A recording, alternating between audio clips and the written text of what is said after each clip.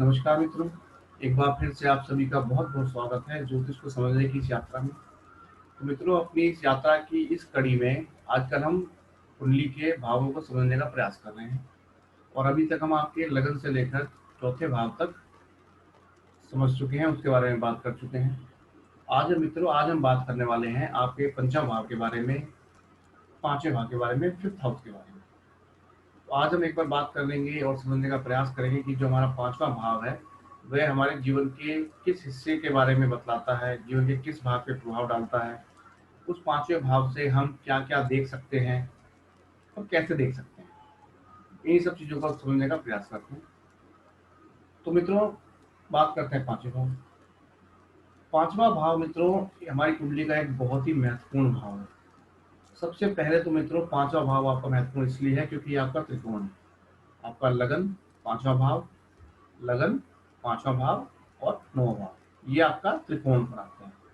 त्रिकोण में है, ये बहुत शुभ भाव है और बहुत महत्वपूर्ण भाव है। एक और कारण से ये भाव तो महत्वपूर्ण क्यों है, क्योंकि ये जो आपका जो भाव है पांचवा भाव, ये आपकी जो जो मध्यम आयु है, मतलब जो आपके स्कूल से निकलने के बाद से लेकर और संतान होने तक, जो बीच की जो आपकी आयु है, जो जीवन है, इसके जो विषय है उस विषयों के बारे में ये बताता है।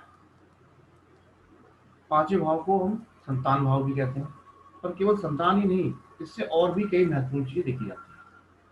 तो देखते हैं क्या क्या देखी जाती है। मित्रों, पांचवा भाव त्रिकोण होने के साथ साथ महत्वपूर्ण इसलिए है क्योंकि यह हमारे पूर्व पुण्य का भाव है।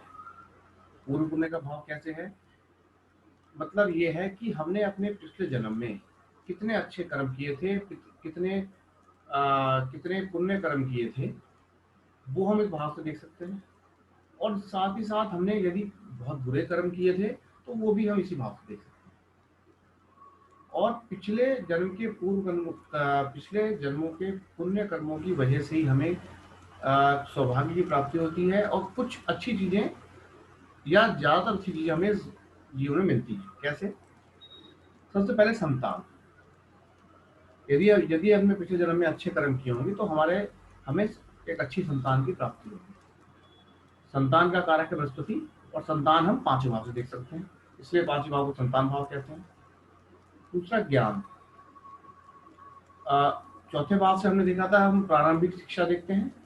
शिक्षा तो हमने देख ली, किताबें तो हमने पढ़ ली, लेकिन उन किताबों से हमें ज्ञान कितना मिला, कितना हम उसको अपने विषय को जो हमने पढ़ा उसको समझ पाए, वो हमें पांचवें भाव से देखना है। इसका कारक भी बृहस्पति है। फिर मित्रों, हमारे में भक्ति है, हमारी भक्ति है, हमारा डिवोशन है कि हम ईश्वर की में हमारी भक्ति जो है कितनी मजबूत है, कितनी अच्छी ज्यादा भक्ति हम रखते हैं, कितनी दृढ़ भक्ति है हमारी, या हम ईश्वर में विश्वास बिल्कुल नहीं करते, भक्ति की तरफ हमारा हमारा ध्यान ही नहीं है। तो ये सब भी हम पांचवें भाव से देखते हैं, इसका कारक भी बृहस्पति है। फिर मित्रों, हम पांचवें भाव से देखते हैं प्रेम, लव, या अफेक्शन भी कह सकते हैं कि प्रेम या लव भी अगर हमें देखना है कि हम जीवन में प्रेम करेंगे कि नहीं करेंगे, प्रेम करेंगे तो कितना अधिक और कैसे होगा, उन सब चीजों के बारे में भी जानकारी लेनी है, तो पांचवें भाव को हमें देखना पड़ता है।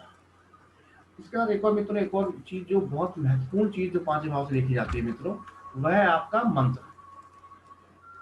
कि यदि हम किसी मंत्र का जाप कर रहे हैं, वह मंत्र कितना प्रभावी होगा, उस मंत्र का जाप हम कितने अच्छे से कितना मन लगा के हम करेंगे, वो चीजें भी हमें पांचवें भाव से हमें देखी जाती है। मंत्र का कारक भी आपका बृहस्पति है। तो आपने देखा कि आपका संतान का कारक बृहस्पति है, ज्ञान का कारक बृहस्पति है, भक्ति का कारक बृहस्पति है, मंत्र का कारक बृहस्पति है।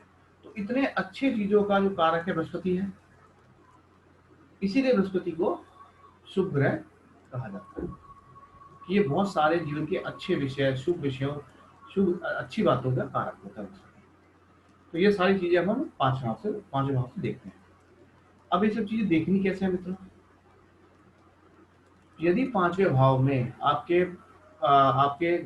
बहुत सारे पाप ग्रह या क्रूर ग्रह बैठे हुए हैं, तो उससे ये पता लगता है कि पिछले जन्म में हमने पुण्य कर्म नहीं किए थे, पाप कर्म अधिक किए थे, जिसकी वजह से आपके पाप ग्रह या क्रूर ग्रह आपके पांचवें भाव में बैठे हुए हैं या उनकी दृष्टि है। और उस वजह से हमें इस जीवन में जो पांचवें भाव से संबंधित विषय हैं, जैसे आपका हमारा संतान है, ज्ञान है, भक्ति है, प्रेम है, मंत्र है, इन विषयों में हमें इस जीवन में दुख भुगतने हैं। हमें इन विषयों में के अच्छे फल नहीं मिले। इसके विपरीत यदि पांचवें भाव में हमारे अच्छे ग्रह, शुभ ग्रह बैठे हुए हैं और शुभ ग्रहों की दृष्टि है और पांचवें भाव का स्वामी आपका मजबूत है, कारक मजबूत है, तो उसका अर्थ यह है कि हमने पिछले जन्म में बहुत अच्छे कर्म किए थे, पुण्य कर्म किए थे, और उन्हीं पुण्य कर्मों की बदौलत हमें इस जन्म में अच्छी संतान की प्राप्ति होगी, हमें ज्ञान मिलेगा, भक्ति में मन लगेगा, हमारा हमारा प्रेम सफल होगा, प्रेम करेंगे और मंत्र जाप करेंगे तो उसका भी हमें लाभ मिलेगा। तो ये दोनों चीजें देखनी। अब इसके अलावा एक चीज और भी देख सकते हैं कि कहीं पांचवा भाव पाप कर्तृयोग भी तो नहीं है। हमने पिछले वीडियो में पाप कर्तृयोग को समझा है, पर फिर भी एक बार फिर से रिवाइज कर लेते हैं कि यदि पांचवें भाव से दूसरे भाव में और 12वें भाव में आपके अशुभ ग्रह, पाप ग्रह बैठे हों, तो उसे इस योग को पाप कर्तृ योग कहते हैं। इसका अर्थ ये होता है मित्रों कि वो दोनों जो जो पाप ग्रह हैं, वो दोनों दोनों तरफ से ना इस भाव को दबा रहे हैं और इसके अच्छे फल मिलने में रुकावट पैदा कर रहे हैं। इसके विपरीत यदि आपके पांचवें भाव से या किसी भाव से दूसरे भाव में और 12वें भाव में आपके शुभ ग्रह बैठे हुए हैं, तो शुभ ग्रह बैठे हैं तो वो दो शुभ कर्तृ योग देते हैं। वो क्या करते हैं, उस भाव को और अधिक बलवान कर देते हैं और उस भाव के जो फल है हमें और बहुत अच्छे तरीके से मिलते हैं। तो आप ये भी देख सकते हैं कि कहीं पांचवें भाव पे पाप कर्तृ योग तो नहीं है, पाप ग्रह तो नहीं है। ये सब चीजें आप देख सकते हैं और देख के आपको पता लग जाए कि आपके जीवन में जो पांचवें भाव से संबंधित विषय हैं, जैसे कि आपके पुण्य कर्म है, संतान, ज्ञान, भक्ति, प्रेम, इनके विषय में आपके जीवन में आपको कैसा फल मिलेगा। यदि आपके जीवन में अच्छा फल नहीं मिल रहा है, संतान से संबंधित कोई समस्या है, संतान नहीं हो पा रही है, या आप किताबें बहुत पढ़ते हैं पर आपको समझ में नहीं आ रही है, ज्ञान नहीं मिल रहा है, या भक्ति में आपका मन नहीं लग रहा है, या प्रेम में समस्या है, या आप मंत्र जाप कर रहे हैं तो पर मंत्र जाप का आपको पूरा फल नहीं मिल रहा है, तो आपको अपने पांचवें भाव को और अधिक अच्छी तरह से, गहनता से डीपली स्टडी करना होगा और समझना होगा कि वहाँ पे क्या समस्या है जिसकी वजह से ये सारी समस्याएं आपको जीवन में देखनी पड़ रही है। तो अब एक उदाहरण ले लेते हैं मित्रों, एक बार और देख लेते हैं कि पांचवें भाव में ग्रहों का क्या प्रभाव होता है। पांचवा भाव और इसमें स्थित ग्रहों से हमारे डिवोशन, हमारी भक्ति के बारे में पता लगता है। पिछले कई जन्मों से हमारी आत्मा के साथ क्या जुड़ा हुआ है, क्योंकि पूरे पुण्य का है, पूरे पुण्य का या पूरे पाप का, क्योंकि वो हमारी आत्मा के साथ जुड़ा हुआ है। तो क्या जुड़ा हुआ है हमारी आत्मा के साथ, वो भी देखना है। तो वो जो ग्रह पांचवें भाव में है या पांचवें भाव पे प्रभाव डाल रहे हैं, उनसे उनको स्टडी करके हम पता लगा सकते हैं कि हमारे पिछले कई जन्मों से हमारी आत्मा के साथ क्या जुड़ा हुआ है। पांचवें भाव में पाप या क्रूर ग्रह नहीं होते, दिखाते हैं कि हमारे पिछले जन्म के कर्म अच्छे नहीं थे, जिसके कारण इस जन्म में हमें कष्ट झेलना होगा।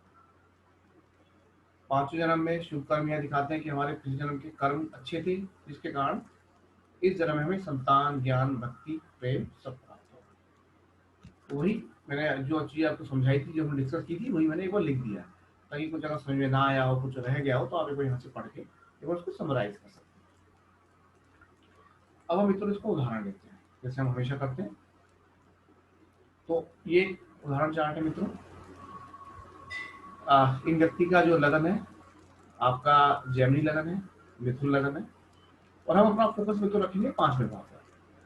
तो पांचवें भाव मित्रों आपका शुक्र और बुध, दो आपके शुभ ग्रह बैठे हैं, और वीनस जो आपका शुभ ग्रह है वह अपने ही ग्रह बैठे हुए। देखिए पांचवा जो भाव है, पांचवें भाव की जो स्वामी है वो भी शुक्र ही है, अपने घर में बैठे हैं, बली है, मजबूत है।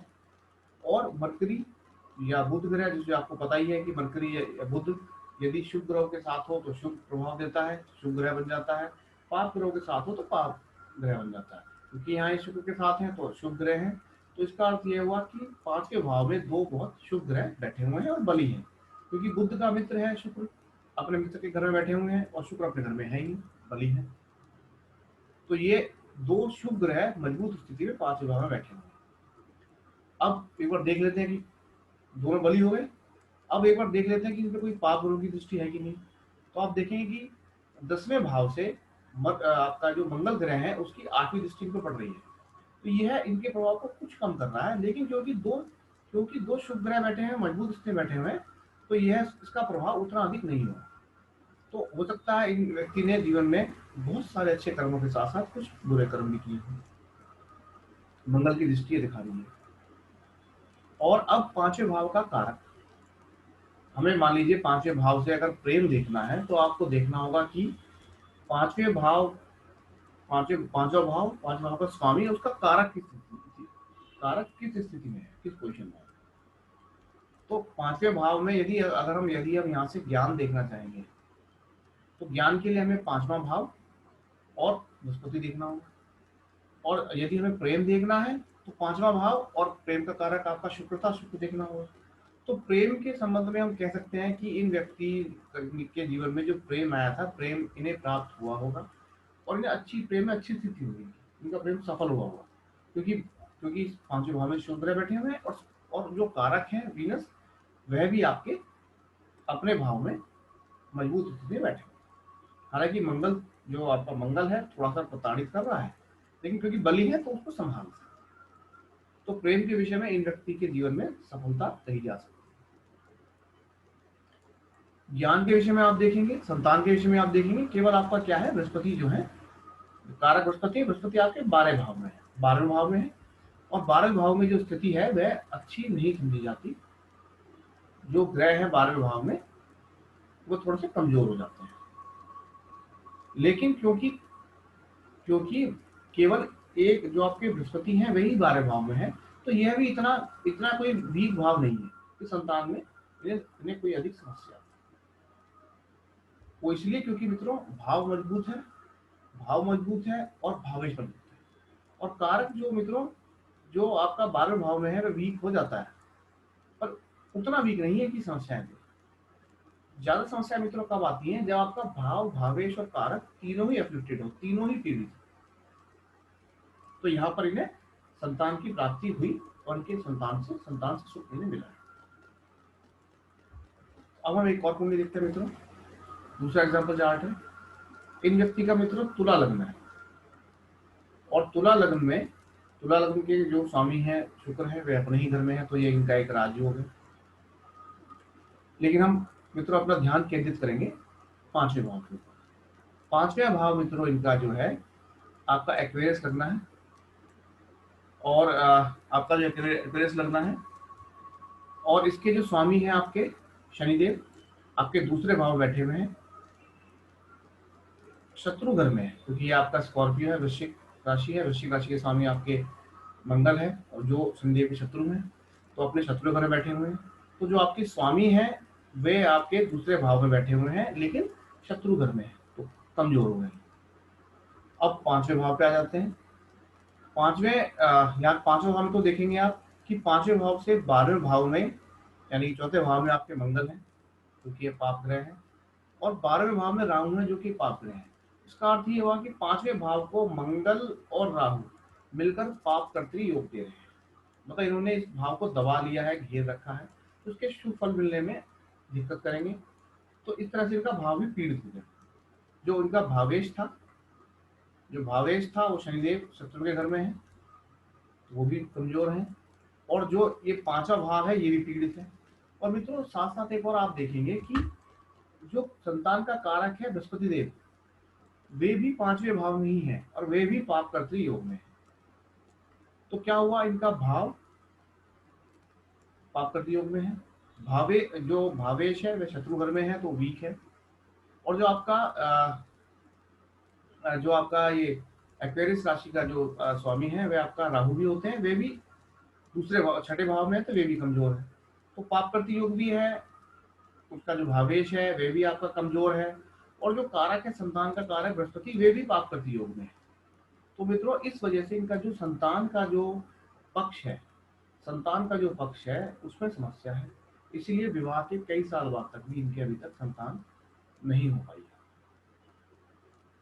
क्योंकि इनका तीनों पक्ष कमजोर है। अगर हम प्रेम की बात करेंगे मित्रों, तो प्रेम में क्या होगा कि इनका 5वां भाव तो पीड़ित है, पांचवा भावेश भी इनका कमजोर है। लेकिन जो कारक है मित्रों, वह अपने घर में कारक, प्रेम का कारक आपका शुक्र है। शुक्र अपने घर में मजबूत स्थिति में। हालांकि ये भी यहाँ पे शुक्र भी इनका आपका शनि देव के साथ मरकरी है तो पाप ग्रह हो गया। और जो आपका केतु है 12 भाव से, ये दो मिलकर भी इनको पाप प्रतियोग दे रहे हैं। लेकिन क्योंकि ये अपने घर में है, तो प्रेम के संबंध में इनके जीवन में फिर भी थोड़ी आशा रखी जा सकती है कि जो संतान के क्षेत्र में या संतान होने में इनकी समस्या आनी ही थी, और जो आई संतान होने में समस्या है मित्रों। इस तरह से ना आप एक बार देख सकते हैं, इस तरह से आप एक बार देख सकते हैं, समझ सकते हैं कि आपके आपके पांचवें भाव को आप कैसे देखते हैं। तो ये पांचवें भाव में पाप कर्तृ योग होना ये दिखा रहा है कि पिछले जीवन में इन्होंने कुछ पाप कर्म किए थे। हालांकि बृहस्पति इनका शुभ ग्रह पांचवें भाव में है, लेकिन वो भी पाप कर्तृ योग में आ गया। तो ये दिखाता है कि इन्हें पिछले जन्म में गुरु की कुछ सेवा की होगी, कुछ संबंधित सेवा की होगी, और उसमें भी कुछ समस्याएं रह गई होंगी, कुछ कमियां रह गई होंगी, जिनकी वजह से उनको इस जीवन में समस्याओं का सामना करना पड़ेगा और कुछ उपाय करने पड़ेंगे। तो मित्रों, हमने अब आपकी ये दो राशि देख ली है, दो दो चार्ट देख लिए हैं, क्षमा कीजिएगा, चार्ट देख लिए हैं, और एक थोड़ा सा आइडिया ले लिया कि पांचवें भाव को कैसे समझना है। तो अब आप अपनी अपनी कुंडली बनाइए और देखिए, अपने पांचवें भाव को स्टडी करने का प्रयास कीजिए।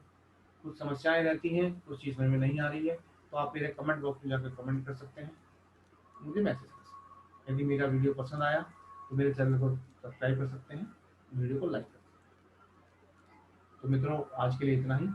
अपने अगले वीडियो में अब हम छठे भाव को समझने का प्रयास करेंगे कि छठे भाव से क्या देखा जाता है, उसको कैसे समझना चाहिए। तो मित्रों, आज के लिए इतना ही। मेरे साथ रहने के लिए आप सभी का बहुत बहुत धन्यवाद। नमस्कार।